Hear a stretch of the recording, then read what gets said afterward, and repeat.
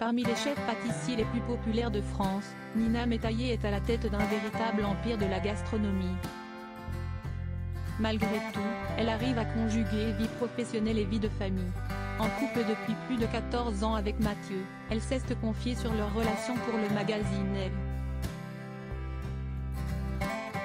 Est une véritable consécration qui a directement placé Nina Métailler parmi les meilleurs pâtissiers de sa génération.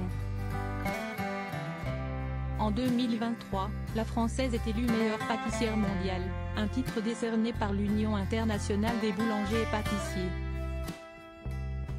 Une consécration historique puisqu'elle devient du même coup la première femme à obtenir ce titre honorifique.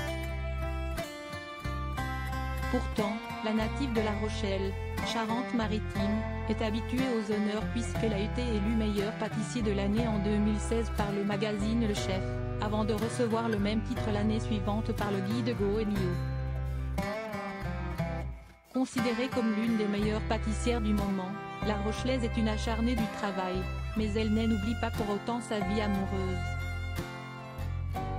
Nina Métailler est mariée depuis 10 ans à Mathieu, son mari, bien plus cool qu'elle, comme elle l'a décrit dans une interview pour Libération l'an dernier.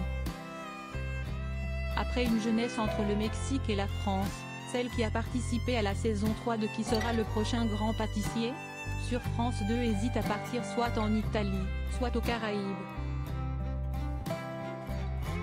Départ qui n'aura finalement pas lieu puisqu'elle fait la rencontre de Mathieu, qui est à l'époque à la tête d'une boîte d'audiovisuel. Les deux tourtereaux se voient pour la première fois lors du Festival de la Fiction de La Rochelle et cette dernière décide alors de s'installer à Paris. Nina et Mathieu, mariés et parents de 2 filles.